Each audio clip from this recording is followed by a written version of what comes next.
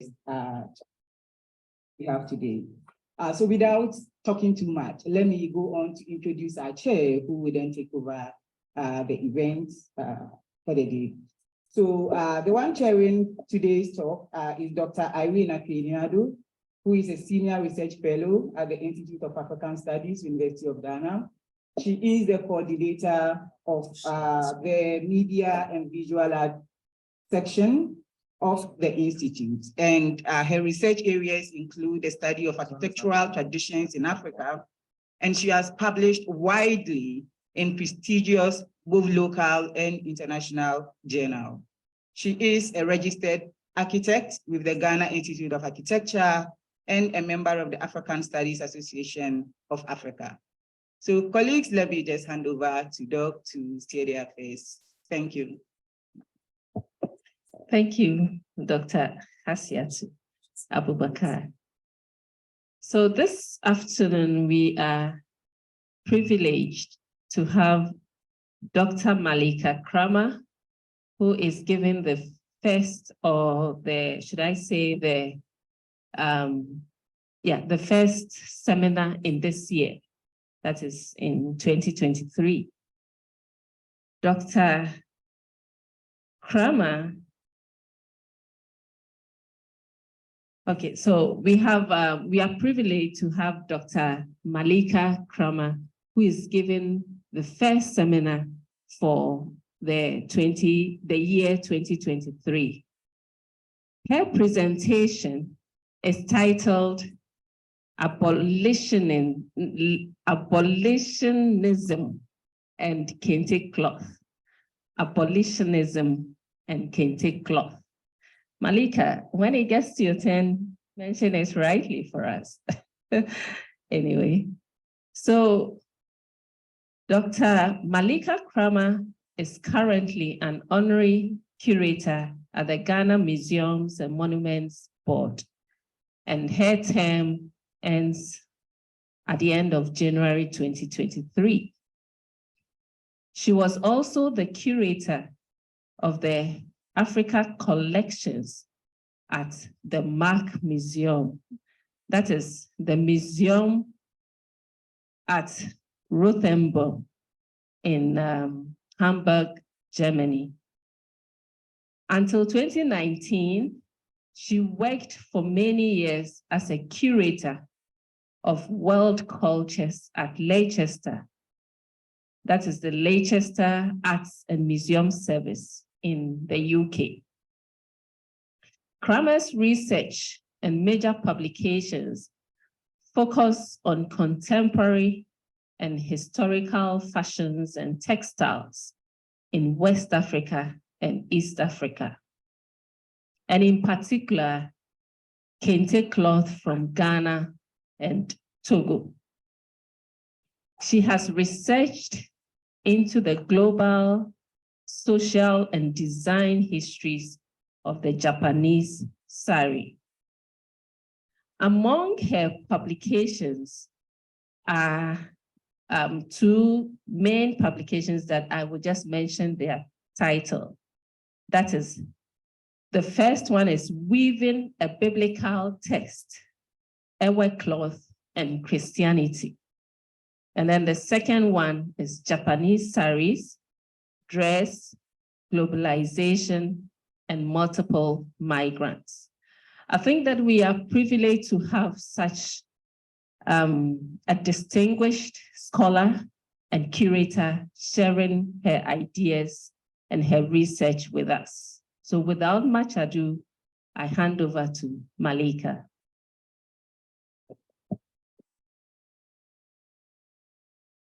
Yes, welcome everybody. It's wonderful to see you all.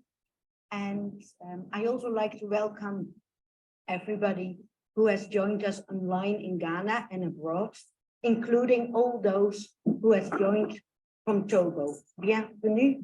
J'espère on n'a pas de problème de comprendre mon anglais. Today, I will focus on handwoven 18th century textiles from West Africa, including the oldest dated Kente cloth from Ghana and Togo. I will discuss the process of identification of the cloth samples, and I will argue that these textiles had the power to question racial regimes. As in between cloth, these cloths shaped the agenda of abolitionist discourses in Britain in the 2 decades leading up to the 1807 Abolition Act. So early modern West African Kente textiles hardly survive. In almost 3 decades of research on West African textiles, the only time I encountered actually hand-woven 18th century textiles from Ghana and Togo was in a small museum in Wisbech, in Cambridgeshire, in the UK, which is the birthplace of the abolitionist Thomas Clarkson. At the end of the 18th century, Clarkson traveled across England to collect evidence for the anticipated 78-89 Privy Council.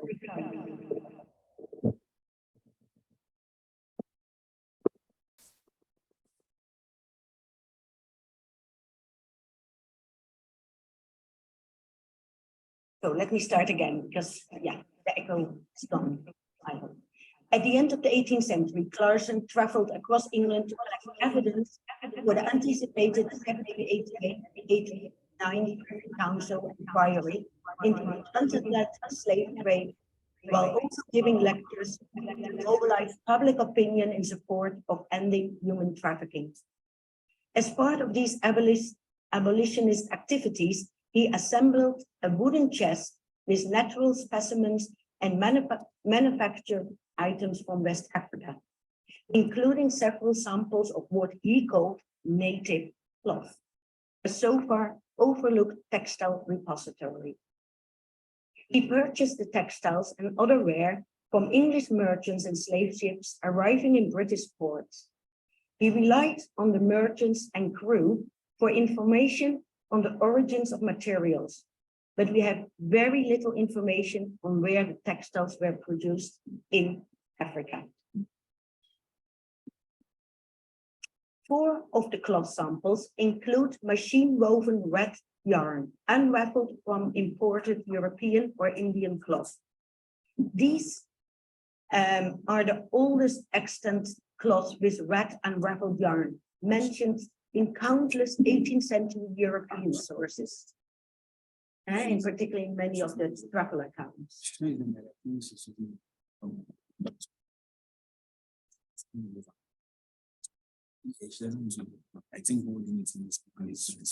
One of these cloths has a supplementary warp, a feature considered unique in West Africa to so-called Arab Kente or Kente.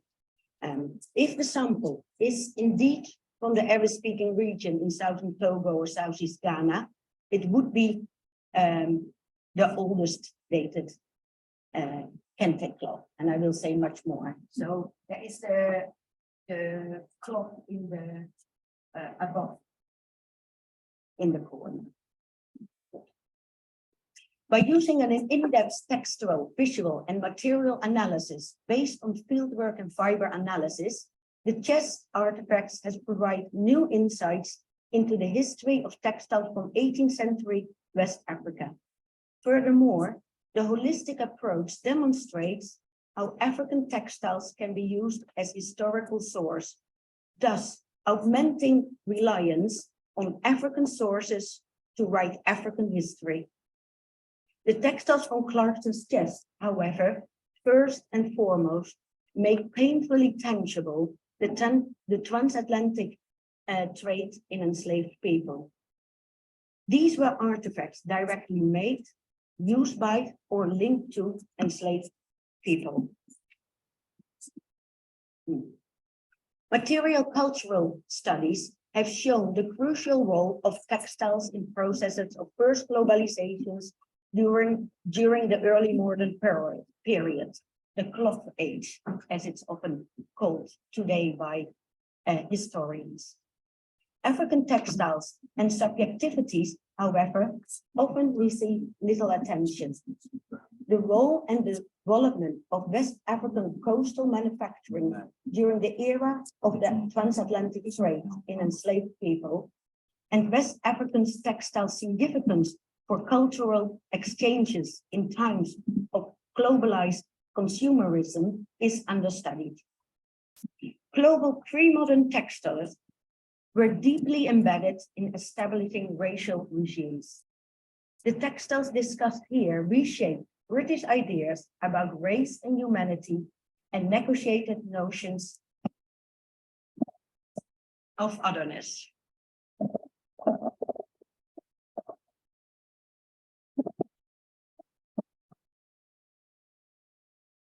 These cloths shaped how British abolitionists, in the materialization of their discourses, employed what Homi Bhabha referenced as the enunciation of cultural difference. I thus argue that these textiles, as in-between cloth, shaped the agenda of abolitionist discourses in Britain in the 2 decades leading up to the 1807 Abolition Act, and that detailed analysis of these textiles allows us to recover silenced African voices. The cloths, including the supplementary warp sample, prompt a reconsideration of widespread assumptions about the history of Kente cloth and early modern textiles and dress in West Africa. These textiles disrupt the story of white abolitionist heroes, which focuses on the aggrandizement of white abolition patriarchy. The focus on the textiles recover African perspectives in a crucially transformative moment in history, while contributing to recent debates on decolonizing the historiography of writings on the transatlantic slave trade in general, and this chest in particular. Understanding the cloth in the chest as in-between textiles and recovering African voices requires first an assessment of the samples and how the current content of the chest matches to the cloth collected by Clarkson. In this talk, I will mainly focus on the cloths that are likely from Ghana or Togo. But in my forthcoming book chapter, all the cloths in the chest are discussed. And this is the book. It will come out on the 15th of February.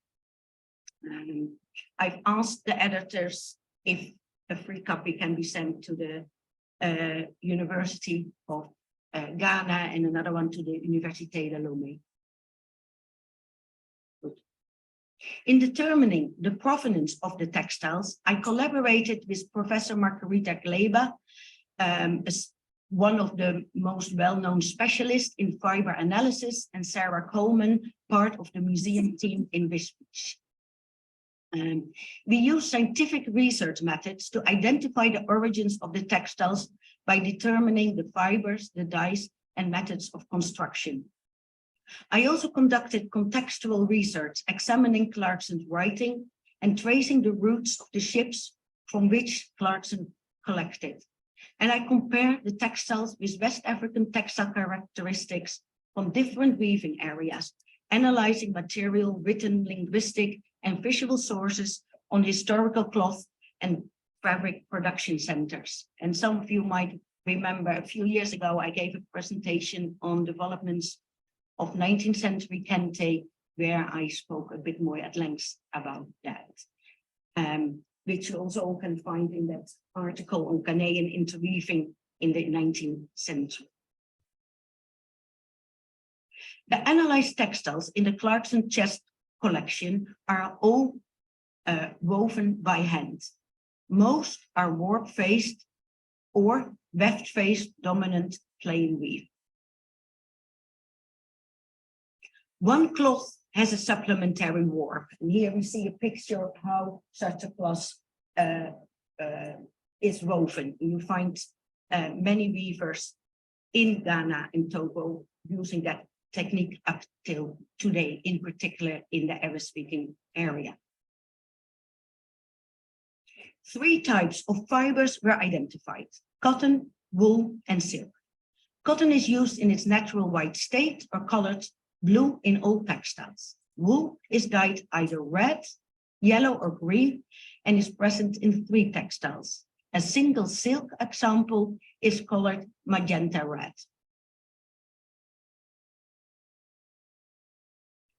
African perspective, as I said, shaped abolitionist subjectivities in Britain, not just directly through Black voices, but even more so through the intricate making of the textiles in Clarkson's chest that opened a third space to negotiate abolitionist discourse.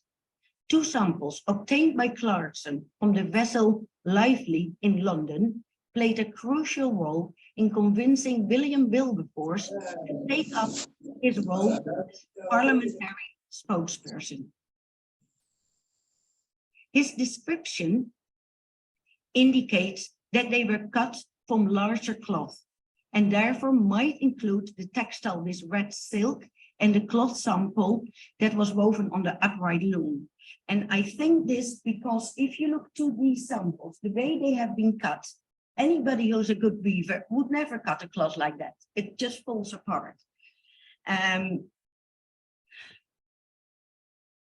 So far, and I went through a lot of pain to try to get this, I've been unable to trace the vessel Lively. But the thing is, a lot of people use the ship list of Lloyd, but these are the ships in the triangle trade. And at the same time, there was also a bilateral trade going, and these ships have not always found its way in archival records. At least I have not found this particular ship. Good. The textiles in the chest also embodied a perception of Africans which directed the Privy Council inquiries and mobilized public opinion in favor of the abolition of the trade in enslaved people. In May 1787, Clarkson and his friends organized a dinner party hosted by Bennet Langton with the specific goal of persuading Wilberforce to become the figurehead of the abolition movement. As Clarkson recounted, all seemed to be greatly impressed with my account of the loss of seamen in the trade and with the little, that was the idea. So seemed to be greatly impressed with my account of the loss of seamen in the trade and with the little samples of African cloth which I had procured for their inspection. The London Committee was formally established a few days later. It was the start of popular politics of abolition, for which Clarkson developed his particular chest. The chest and its textiles proved seminal in increasing pressure on Parliament to ban the slave trade. As a traveling showcase, Clarkson used West African products collecting from ships arriving in England to show economic alternatives to the trade in enslaved people. And he employed the textile samples to demonstrate the ingenuity of Africans. The textiles moved Clarkson emotionally and gave him an opportunity to frame the entire abolitionist discourse in terms of disrespect, inhumanity, and wrong perceptions of Africans.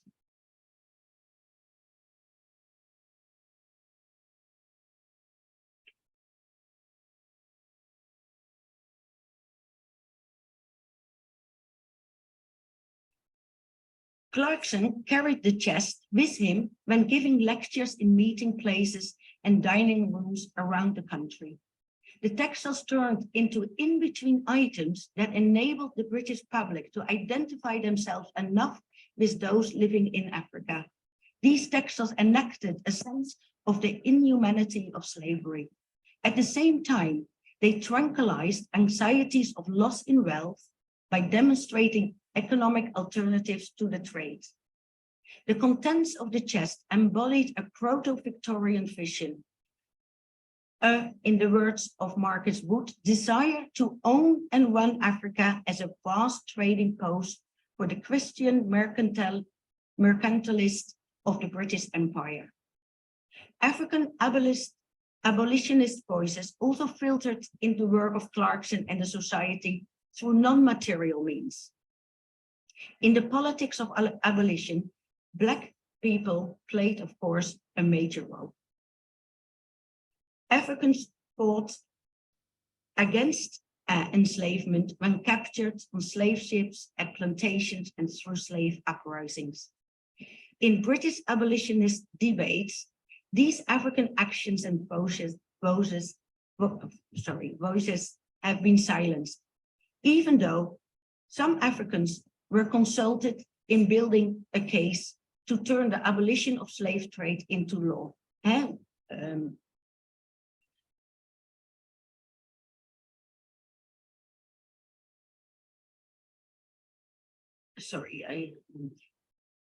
African subjectivities mainly materialized in their long overlooked African voices in abolitionist debates have their invisibility in the colonial archival records.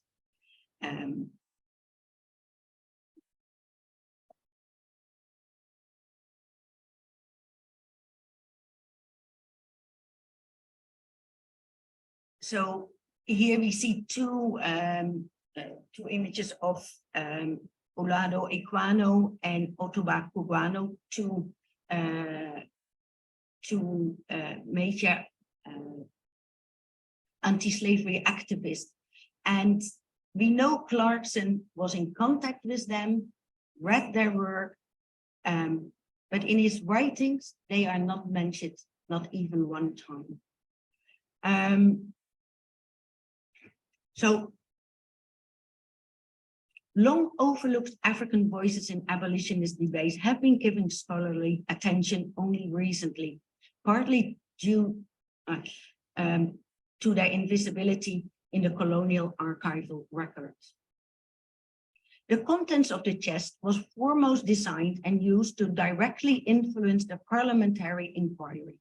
In February 1788, Clarkson showed the chest to William Pitt to persuade the Prime Minister to support the abolitionist cause.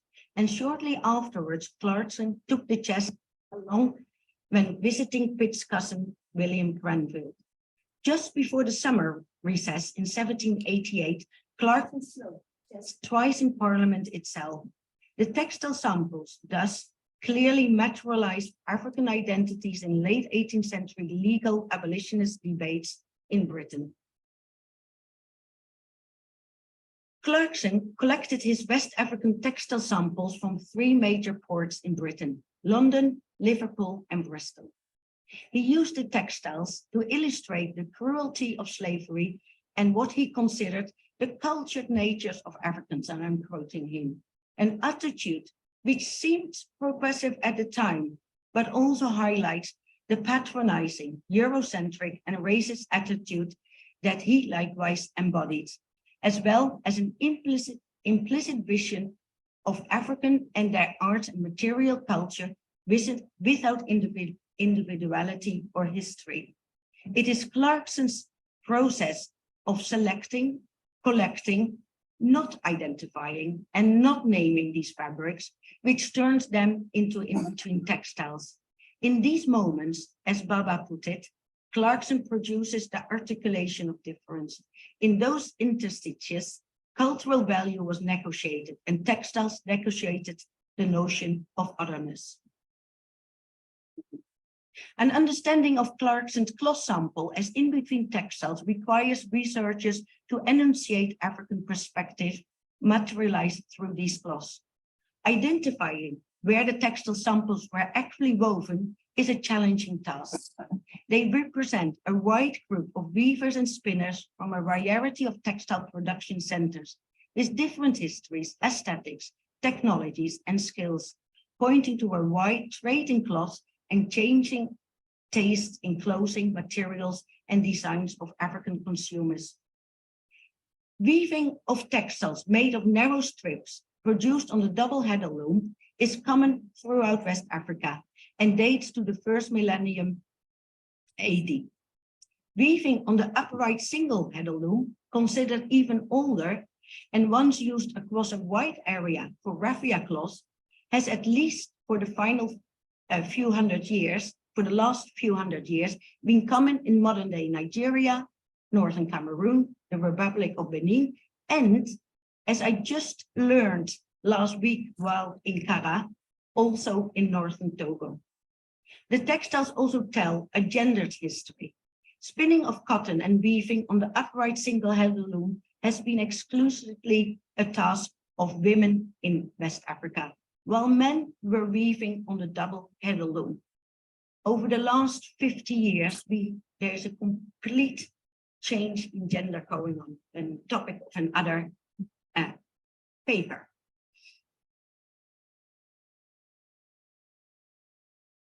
Two samples and one protective device using 3 different strips of cloth are cut in such a way that it is impossible to determine the original web of the cloth and therefore the likely type of West African loom. One sample, a hand-spun cotton warp-face plain weave textile in white and blue, consists of 3 strips, each 45 centimeters wide, and is therefore woven on the upright loom. The cloth was likely woven in Western Nigeria, Republic of Benin, or Northern Togo.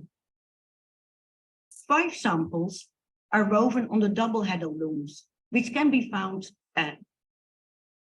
throughout West Africa, as well as a few areas in East Africa.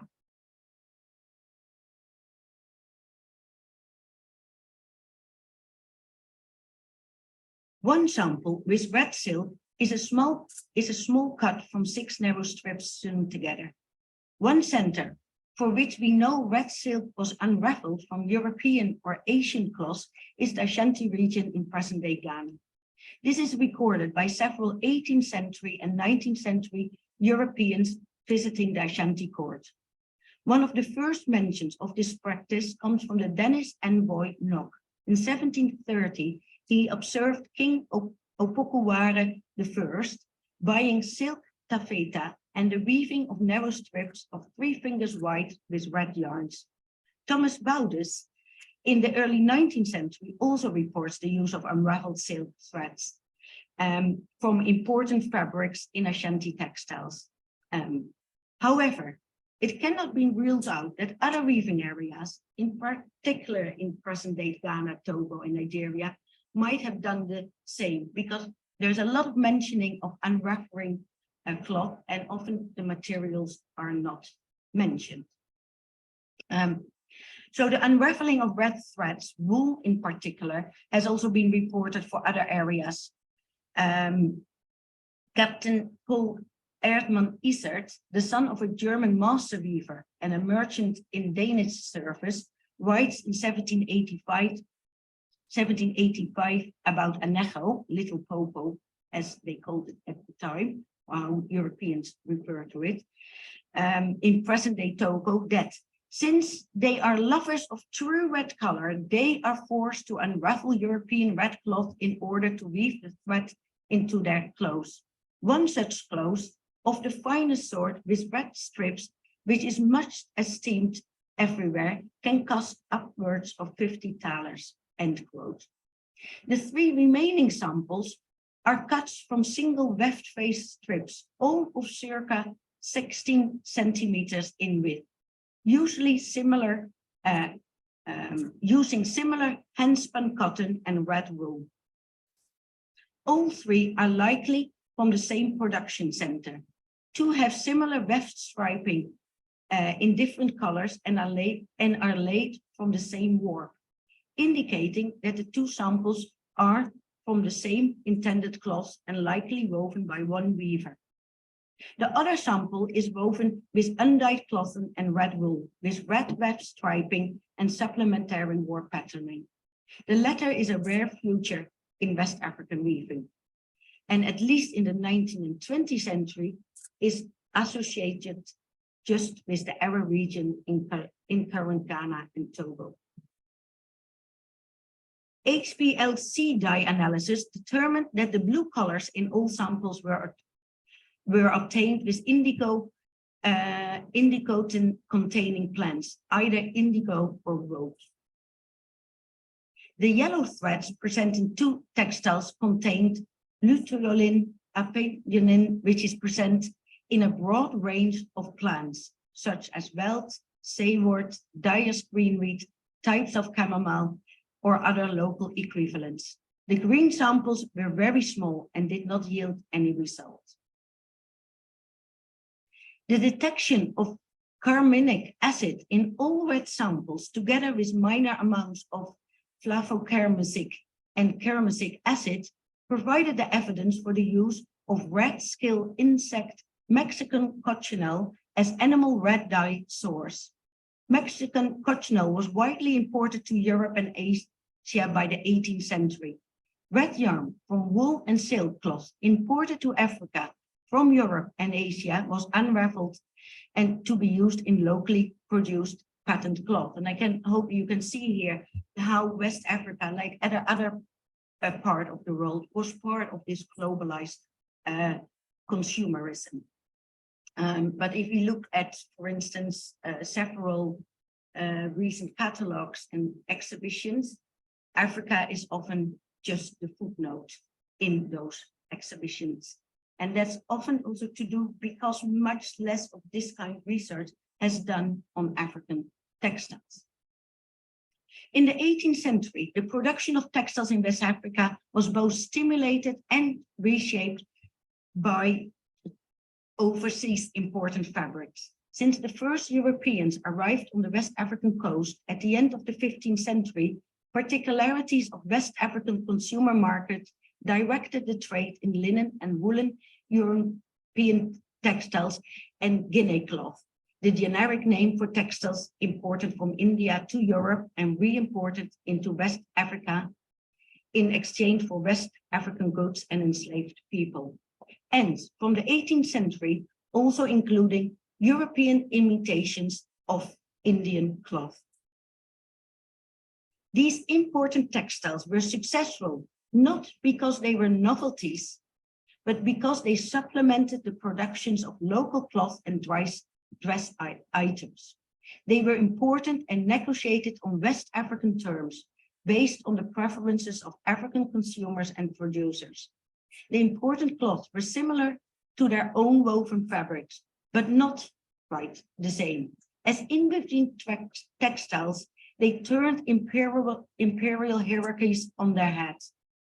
Some were literally undone. African weavers unraveled the cloth and used the red thread, not the other yarns, to use as warp or weft in their hand-woven textiles. 4 textiles in Clarkson chest thus were already transformed into in-between cloth in their context of production. The 3 samples with red wool are most likely shipped from Rida or Lagos and collected in Liverpool. Although the use of European scarlet woolen cloth was popular on the Bight of Benin, it is more likely, based on the width of the cloth and use of supplementary warp, that these 3 samples came from the Ewe region in present-day Togo. And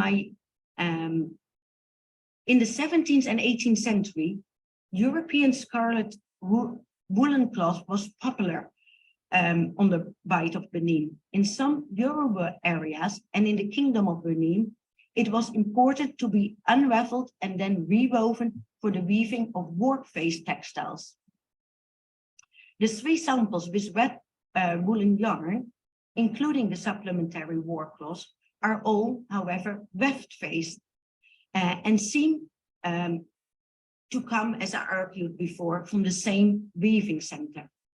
They not only share weaving structure and material used, but also have a similar width of 16 to 18 centimeters, indicating weaving with the same or similar loom apparatus.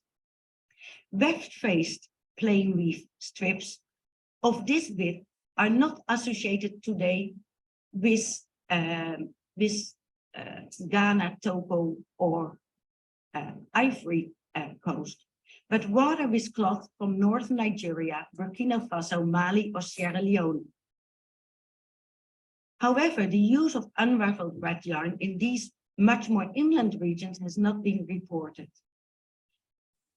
And then we have, so there is a bit of a puzzle going on, because there are a lot of other technical reasons why, which indicate that the textiles are most likely from the Agoutima area in Ghana and Togo. We already have that supplementary weft, and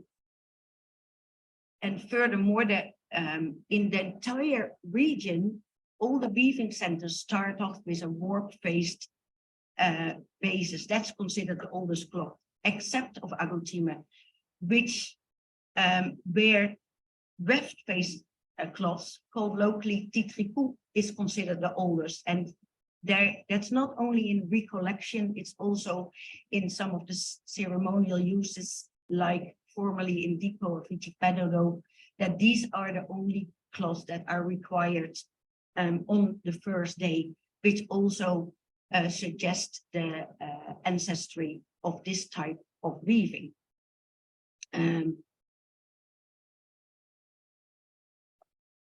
So British writings before Bowdis do not mention weaving on the Gold Coast.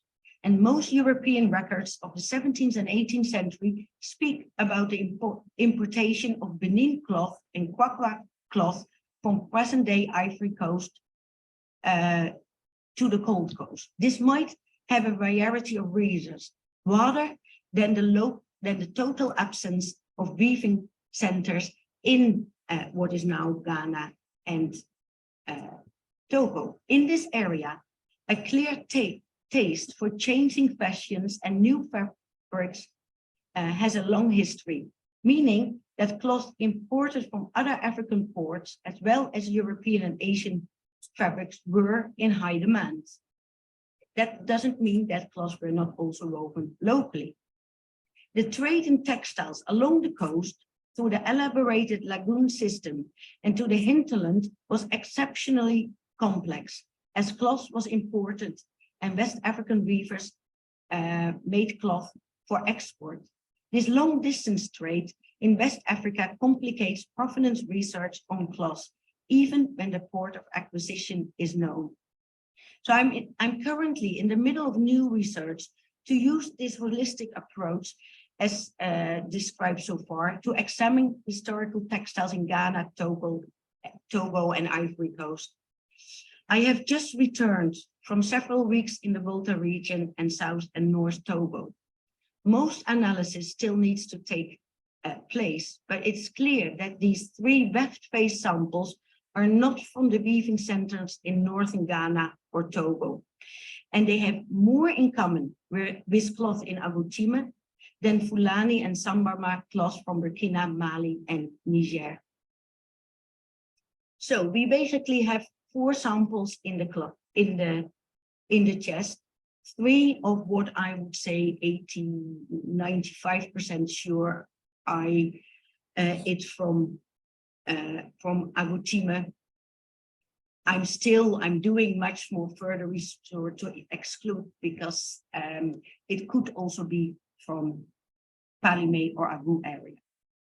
And we have 1 sample with unraveled silk, that could be from the Ashanti region, but we can't exclude that it might be from Nigeria. And because of all of that, I make this claim that these are likely the oldest existing dated Kente cloth that we have. That doesn't say anything of the origin of these textiles. It's just that there's been hardly any cloth has survived from the 18th century and before. And these are some of the samples. Good. So in conclusion, None of the extant textiles contents in Thomas Clarkson's chest have ever been analyzed in detail, even though the chest has been researched extensively. This talk focuses on weaving techniques, ethnography, textile analysis, and scientific fiber analysis to identify some of the earliest extant textile samples from the Western, what was referred to by Europeans as the Western Slave Coast, the area between the mouths of the Volta and Ouida in West Africa, and demonstrated the ways in which these textiles negotiated cultural in-betweenness. Such an approach to the cloth in Clarkson's box has added to our knowledge about the abolitionist Thomas Clarkson, his activities, and the role of African voices in shaping the British abolitionist movement of legally ending the slave trade.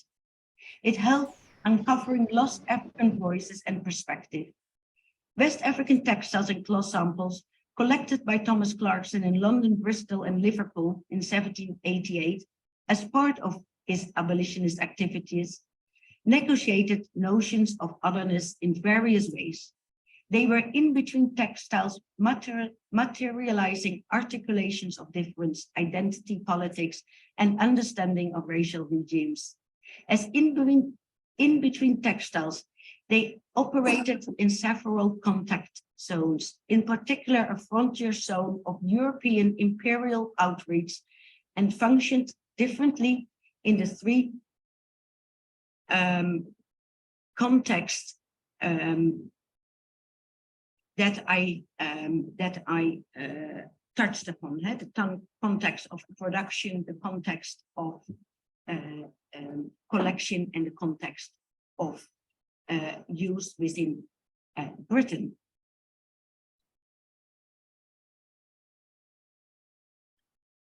In the context of collecting, both by Clarkson and those Europeans who bought them in West African ports, thus premeditating Clarkson's choices, the textiles materialized the idea of Africans as human, but not quite the same as Europeans.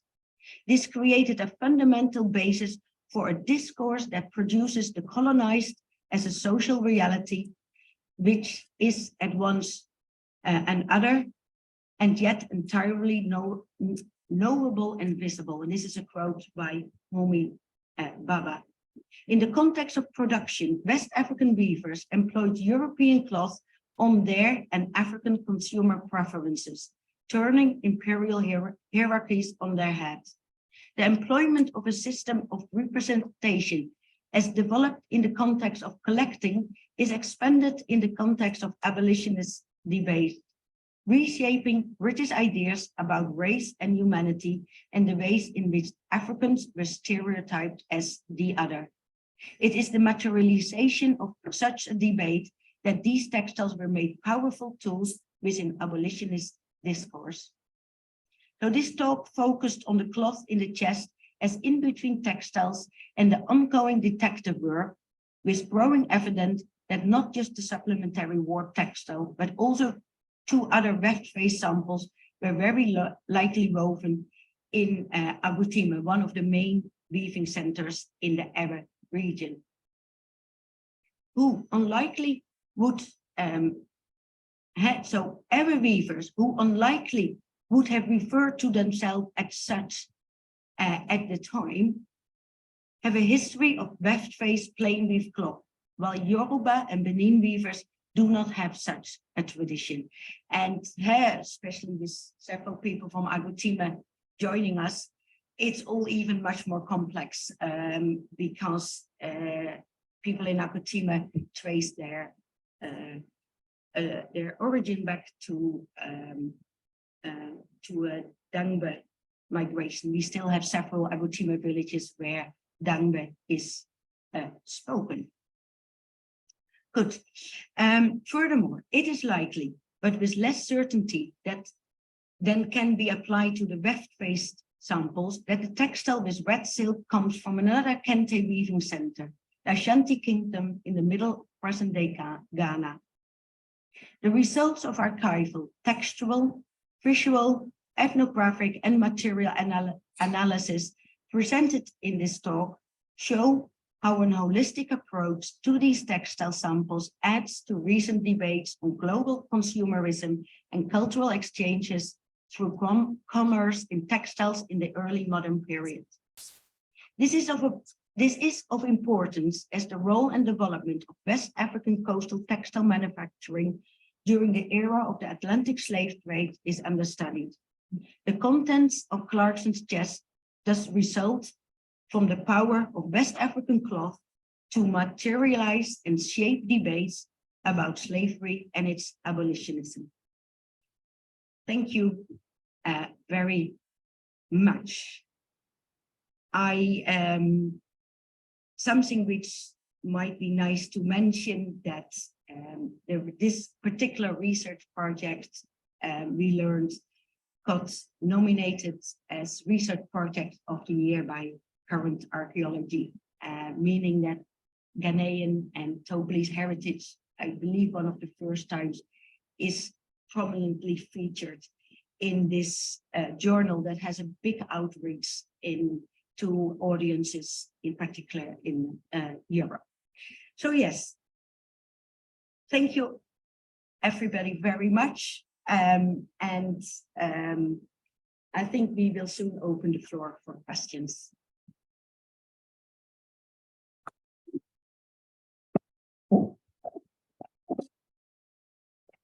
All right. Thank you very much, Dr. Malika Kraamer, for your wonderful presentation. I wouldn't try to summarize your presentation, but I think that I just picked some few points which I would share with the audience. So from Malika's presentation, she tried to disrupt the white abolition subjectivities and aggrandizement of white heroes, and to recover the silent African voices that is linked to enslavement. And she did that through the study of the textiles, and in this case, the Kente cloth. She also tried to enact, she claimed in her presentation that a study of these Kente cloth enacts the inhumanities of slave trade and the economic opportunities that exist. And then she also talked about the fact that the African voices are largely missing in archival records. And that is not because Africans have not contributed, but then it was omitted, whether intentionally or not. And then she pointed out to us that by studying the Kente cloth, the weaving of the Kente cloth, we appreciate the gendered history associated with it. And then we are made to realize that African weavers made cloths for export and thereby contributed to global consumerism, and that Africans are not just footnotes, but then we actively participated in that. So that is a little commentary that I have made. It's not a summary. So on that note, I would open the floor for questions. We would first of all take 3 questions and then give the presenter the opportunity to answer before we move on to the next set of questions.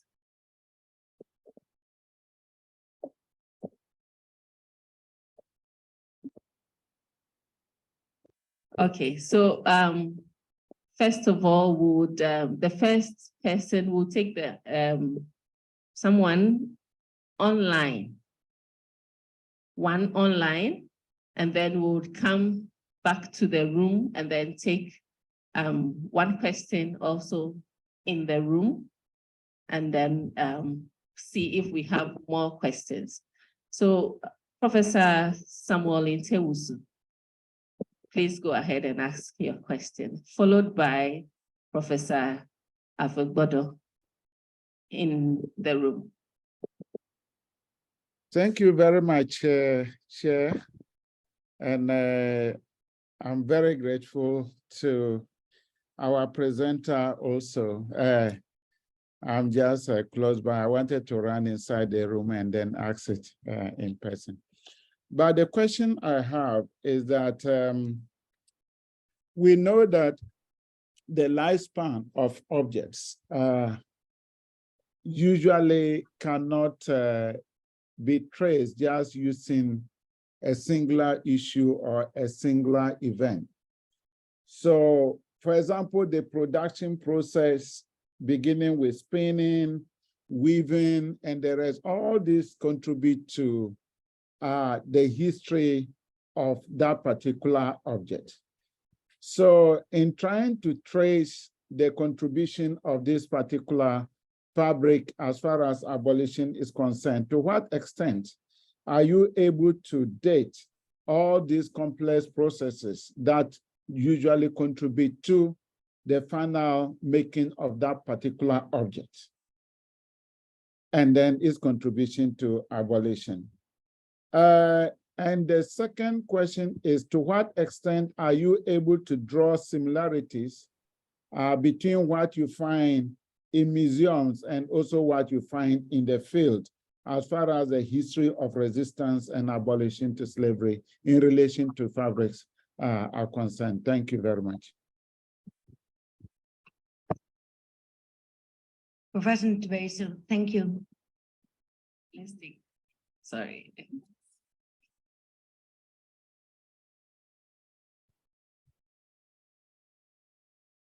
Is it my turn? Yeah, thank you. Yeah, Malika, nice seeing you again. I never realized we're still in Ghana. Can you hear me? Great. So I'm actually interested in three broad questions, subjects. There may be something you've dealt with already or about to deal with outside of the topic of abolitionism.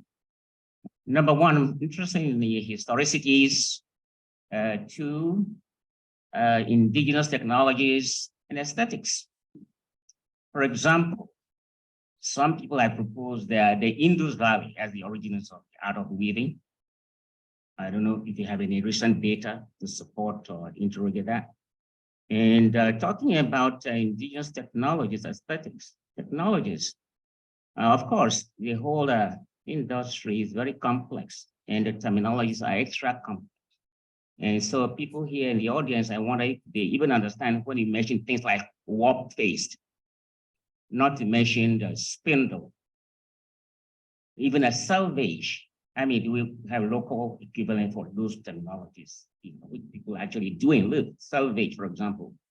In terms of technologies, we're looking at histories of evolution, resiliency. For example, the spindle itself, you look at the base, some of them have even been made out of human skulls, animal skulls. Creativity is very important. And then the aesthetics, for example, looking at the fulcrum, right? People have collected some of these fulcrums as objects of art. So there's a whole body of knowledge, being produced, archived, and it should be available to us in order to have a more comprehensive appreciation of our own histories. And more recently, when I was in Britain, I wanted to see Huddersfield.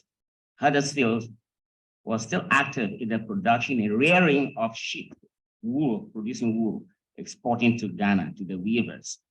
And those are we are very close to Liverpool and Manchester, where we used to actually import the cotton, the yarns from. So whether be it the trade over there, the production, and then export to Ghana and exporting back, people going back to sell the finished Kente cloth over there is still going on. So I think I'll stop there. Thank you. Okay, thank you. We are taking the last one. Jonathan, online. Yeah, hello, can you hear me? Can you hear me? Please go ahead. Okay, yeah, thank you very much. Sorry, I joined in late, but the parts, I saw some pictures of Kente and so on. And then I was struck with a question, about the colors. Are you able to give some dates to the colors and also which people use what kinds of colors? I'm asking this because of some impression I had from the linguist Krop Dakubu's discussion on how color emerged in the Asante tradition and so on, and seem to contest the idea that the current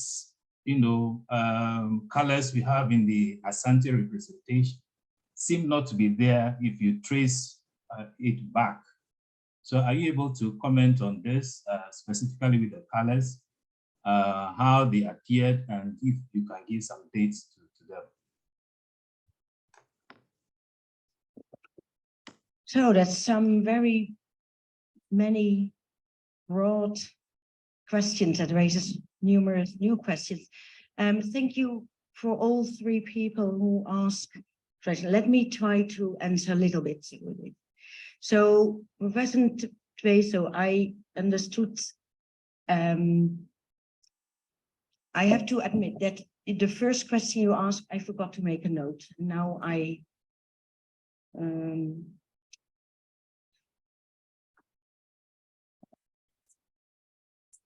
yes, so it's on the first question on how much the whole complexity of people involved, technology involved, aesthetics involved within the making of a cloth, how much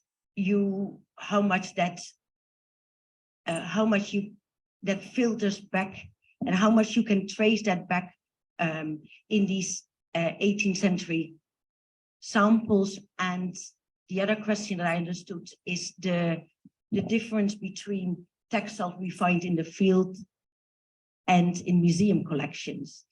In this presentation, I tried especially to make two, or actually three major points. First of all, that that we identified likely the oldest extant textiles. Secondly, that we can use textiles as a historical source. And thirdly, that we can, that it is a way to bring African subjectivities on the foreground in debates where African voices have often been very silenced. And if you want to do this well, you do need to take that whole complex of the spinning, the dyeing, the weaving, the laying of the warp. I didn't go so much into it today, but in the scientific analysis, we look, for instance, on the way it's spun, the diameters, and so on. And these are all indications from where something might have been woven, and a whole lot of other histories are encapsulated in that. So, but it's also an area where I think still an enormous amount of work needs to be done, can be done, and I hope that many will join. I also tried not to become too technical, as it normally scares people off completely unless you are a weaver. Then the difference between museum collections and what you find in the field. I think that's a very important question because we know that lots of African history, African heritage has ended up in European collections.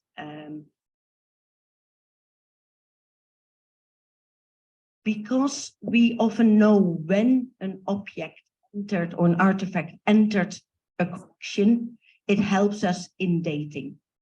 So in that sense, the body of artifacts in European collections are very helpful in that regard. At the same time, what is very problematic about them is that there hasn't been an entire selection process come beforehand by people of which many had very unsavory ideas about this part of the world.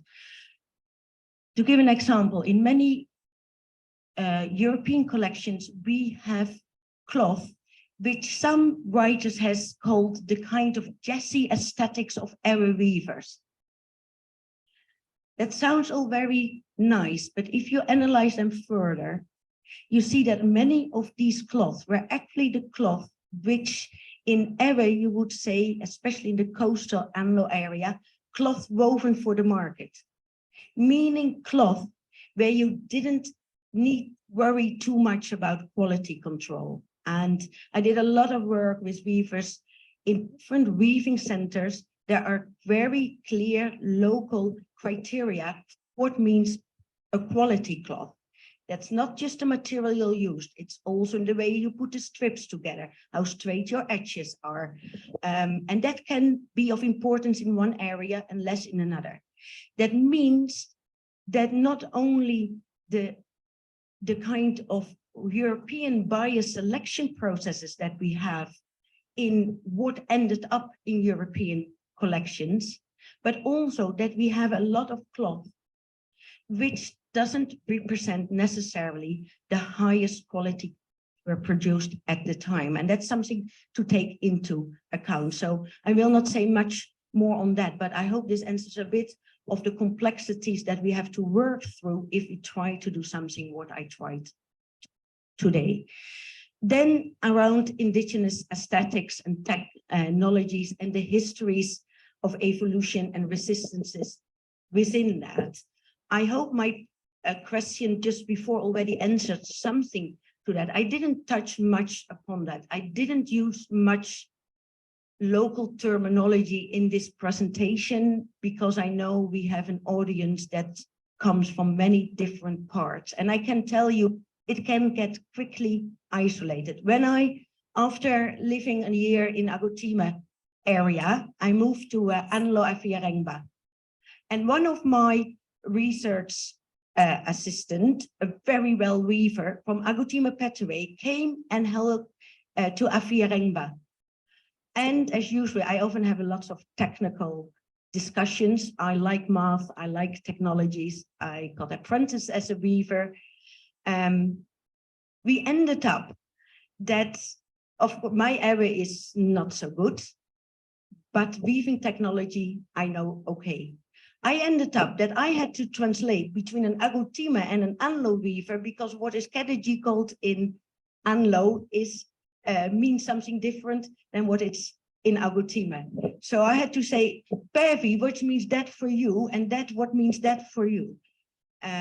So that might hopefully give a little bit of an excuse why in my talk I used British terms, but it is a translation and it is simplifying and reducing a lot. I'm very aware of that. In my writing, I make a lot of use of local terminologies, and I work with linguists of the different universities in Ghana and Togo to get it right. There is an enormous amount of history just in the terminologies of particular parts of the looms and so forth, especially in my PhD thesis, I have give a lot of attention to that.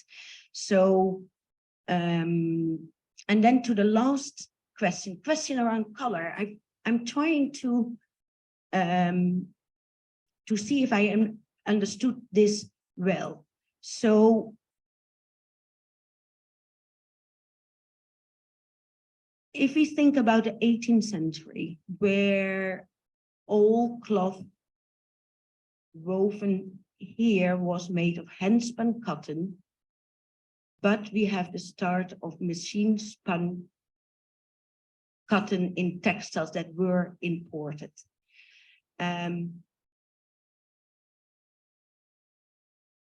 Weavers will make use to that what is available to them and for what they believe is a market. They make choices, selections consciously.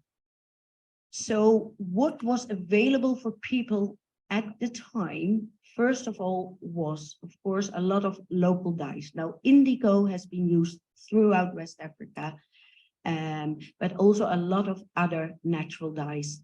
I understand that the University in Vienna, together with some organization in Ghana, are at the moment documented a lot of these local dyes, and I'm very looking forward to see more of that. However, certain,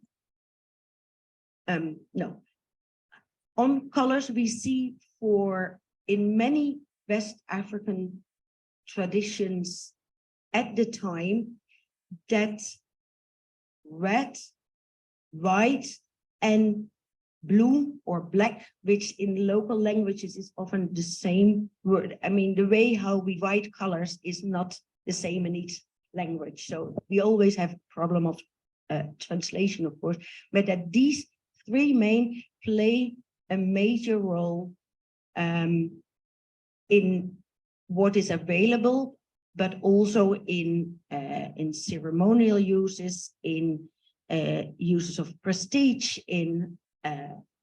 and so what we see in the 18th century, which is a lot commented on, that many weavers try to incorporate red as a color in the textiles.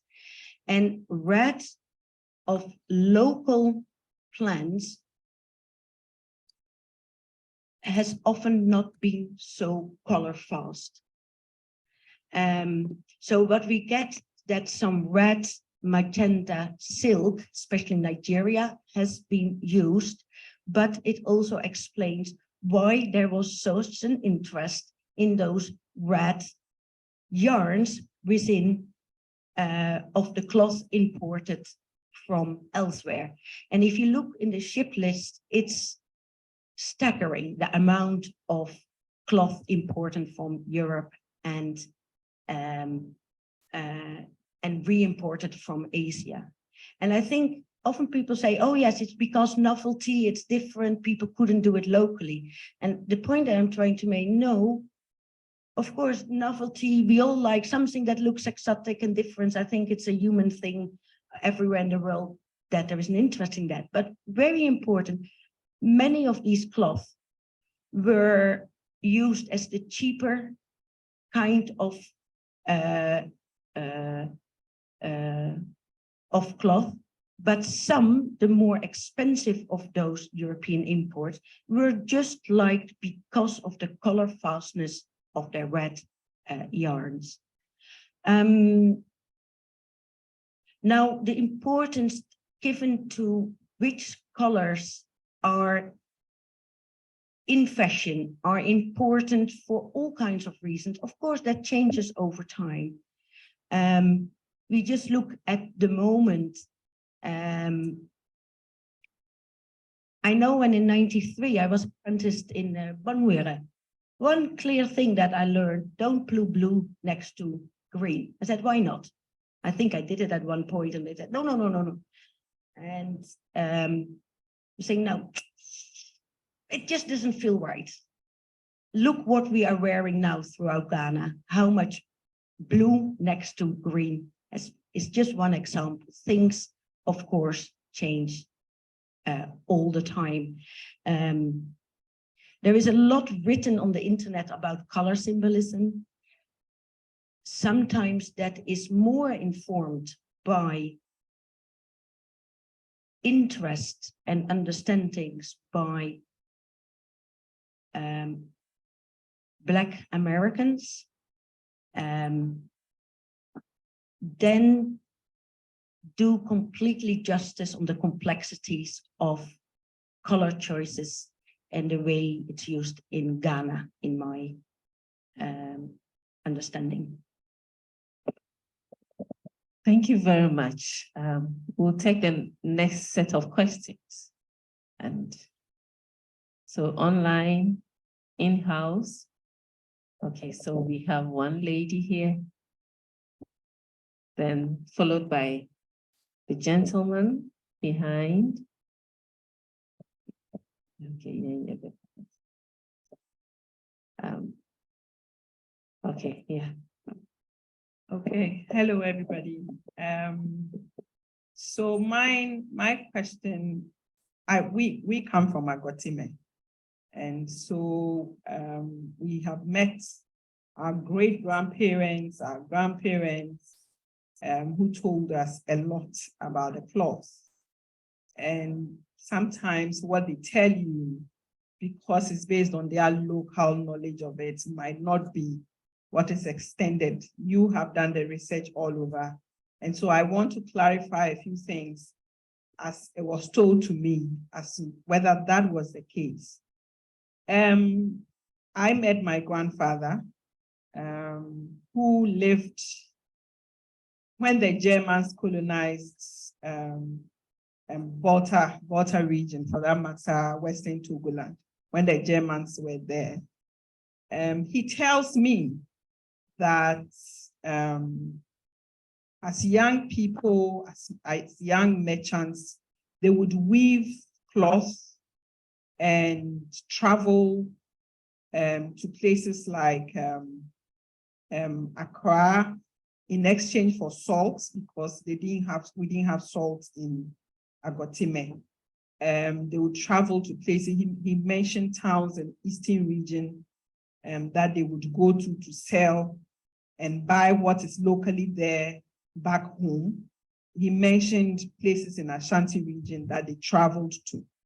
And he said, I remember he said that they introduced the Kente to the Eastern region and the Ashanti region. When they went there at the time, they saw a lot more of the ones that they printed with the dyes. They saw a lot more of that. So they would take the woven one in exchange for what they had locally there. Now, I heard you talk about colors, and it brought something back. I remember my grandfather would say that bright colors were not what was known to us. We didn't like very bright colored cloth, but it was in high demand in the Ashanti and Eastern region. So they would weave with those bright colors because that was what they would buy. But the Ewe Kente or the Agotime Kente itself, we prefer the dull colors and not the bright colors. So I just want you to confirm for me that during your research, was it the case that you saw that there was a lot of introduction of our Kente into other areas? I want to find out whether what he said was true. And also to find out this color thing. I know that the very old Kentes we have in Agotime doesn't have all these modern shapes that the Ashanti Kente is well noted for. But my grandfather always said they wove those ones just to feed that market. But locally, we had our own designs. And even till date, this is the case. On Sunday afternoons, when you go to Agotime markets, there are several cars from all over Ghana shipping Kente out to the markets in Ashanti, Eastern, and all that. So I just want to confirm that from you if it is the case.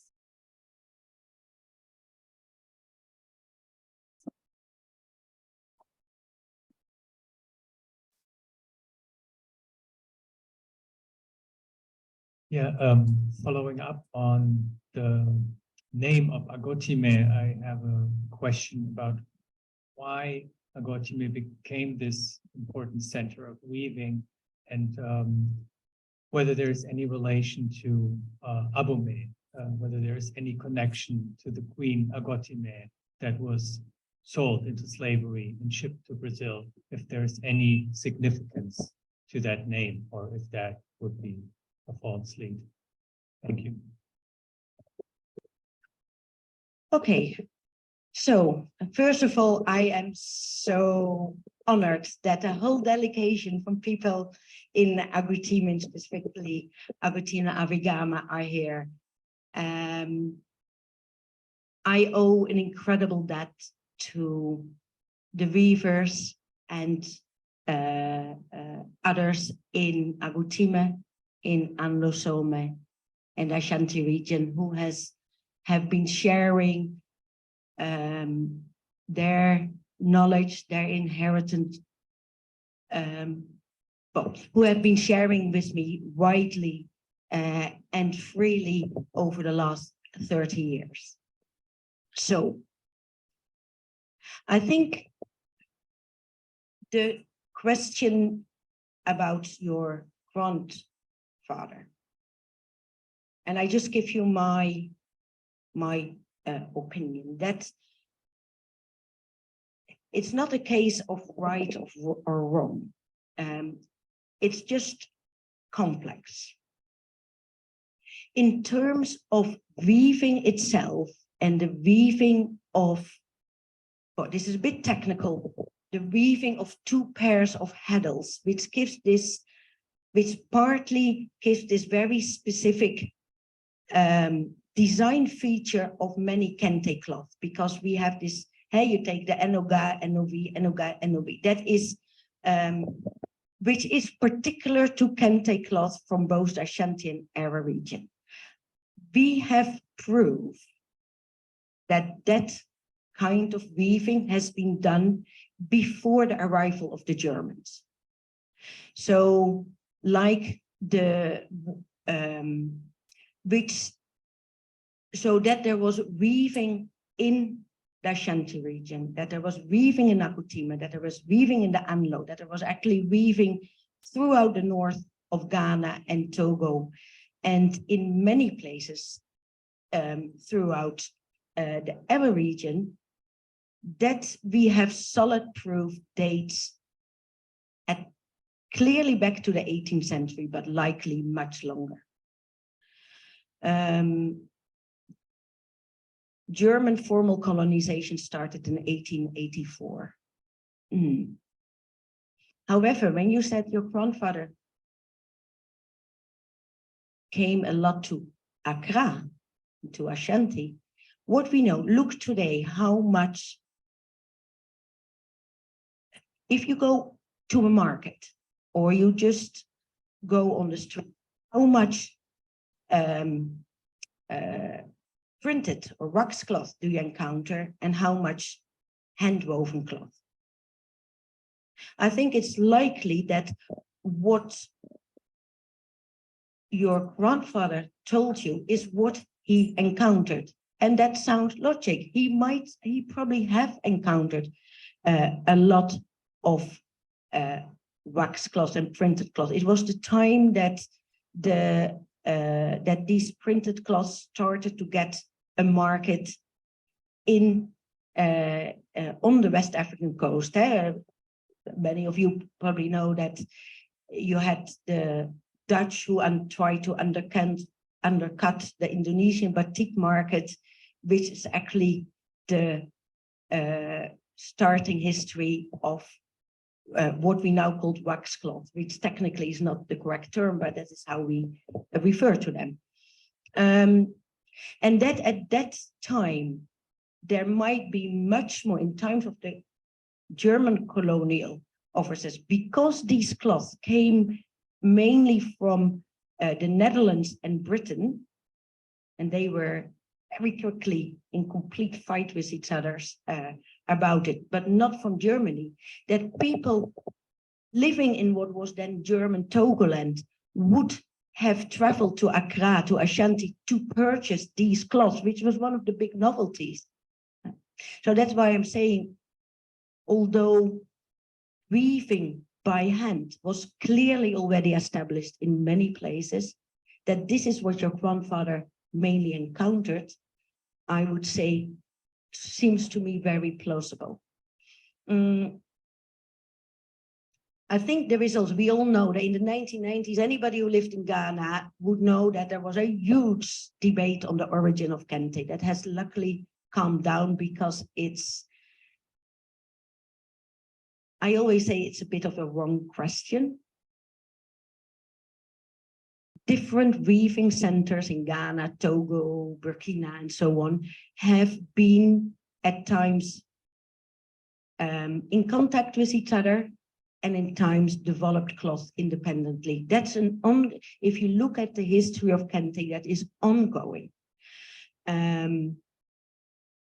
We don't need weavers to travel to be able to encounter other cloth or able to learn how to weave another cloth. One of the big things I learned when you're apprenticed as a weaver, and which the way of knowledge production, I think, not just within the weaving, but in a lot of different industries, and also in a lot of the religious domains, is it's not so much that you are taught, okay, do this, this means that, like in the way we do in formal education. No, as a weaver, you said, okay, weave this, and then you're giving a sample, try to reproduce it. So it's a lot of production of knowledge where you have to figure out quite a lot yourself, which means that if you are a weaver in Agoutima, or you are an Arab weaver who ended up in Senegal, or in Tamale, or in Angola, because Arab weavers, I can tell you, being many also fishermen, are especially group of weavers that has been in many different parts in West Africa. But even when you're just in Agoutima, you would never leave Agoutima. Cloth travel for thousands of miles. If you're also in an area, which is the case for most weavers, where if you get it wrong in laying one warp, your business would be ruined. It's 80% of the cloth is the materials, and a lot of customers don't realize this. It means that if you get the cloth and you get the customer, you said, I want this, you will say as a weaver, oh, I can do it. And they will be able to do it. And often in the process of reproduction of something new, new kinds of cloth come into being, like atakpa mevo or warakpa. Good. Then the other question, the name Agoutima. So Agoutima is referring to the specific tree in the area where the people in Agoutima live. So it is within those particular trees. It's true, no? Because, oh, I'm here. Why it's an important center of weaving. So I have been asking myself that question a lot. And I have some theories about it, because as cotton was grown throughout the Volta region, the Arab region, you saw just for own use or local use, weaving was done all over the place. I surveyed 40 paramouncies in the area, and weaving was done. Why then were it especially the Anglo and the Agoutima where weaving became a full-time occupation for many? Now, the Anglo region, it makes more sense. They had quicker than others access to machine-spun cotton.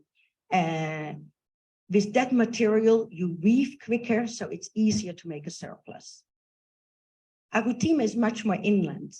And so one reason, what we know is that well, this is not the easiest histories to talk about, but for several reasons, and you can imagine yourself why, Agotime had a strong trade in the 18th, 19th century with the coast, possible more than some of the other areas, which might have been why this machine spun cotton was quicker available and where Agotime rose up as a main center of weaving.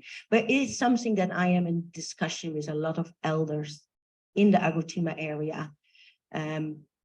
Why that is. The fact that the person you're referring is called Agotime, I've not come across directly. I know the name Agotime is a name that you come across in more places, but I'm going here in an area that is not really my best area. And so many of Agotime, I'm also a bit hesitant to say too much about that. Okay, all right. So thank you very much. I think time is up. And Dr. Malika Kraamer would like to say a very big thank you for sharing your research with us. Have a good day. All right, thank you very much, Madam Chair. And we would also like to say a very big thank you for accepting to do this job. I'm very grateful, thank you. And to Dr. Malika, thank you very much. We've really learned a lot and we hope to see you again very soon in our seminar. So yeah. And to all others, especially to our very dear natives all the way, we say a very big thank you for coming along and we really appreciate your presence. Thank you. And to all our participants, especially our graduate students, there is an attendance book at the back. Ensure you write your name so that your presence is registered. And next week, we have another very interesting talk, which is going to be delivered by Professor Andre Fisher, who is with us in the room. And it will be on Hubert Fiz's Poetics of Syncretism. Please make time to join us next week for this. And for the nomination of the presentation on research project of the year, I would send the link. So you please vote for it and then let us be on the top and take the award. So thank you very much once again. For all those who join us online, we say a very big thank you. And please make time to join us again next week. And in-house, thank you. See you next week.